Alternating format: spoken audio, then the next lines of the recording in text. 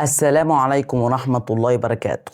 وزير اتصالات بيقول النت في مصر من أسرع الإنترنت في أفريقيا وأرخص الباقات في أفريقيا. أقول لك في الحقيقة يا سيدي يا وزير اتصالات، النت بطيء ومن أغلى الباقات في أفريقيا وخاصة في العالم كله. يا تيجي تعمل حاجات اللي احنا مطالبينها يا تعتزل خالص.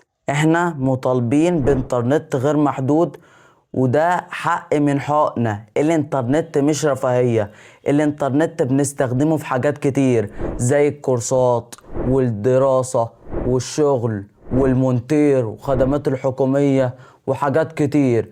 يا تنفذ اللي احنا طالبينه يا تطفش. والله العظيم جيت عندي في البيت واكتشفت ان السرعة بطيئة، والله العظيم هتكسر الراوتر. هتقول ارحموني بقى، عايزين انترنت غير محدود. شير الفيديو عشان يوصل لغيرك وصلي على النبي.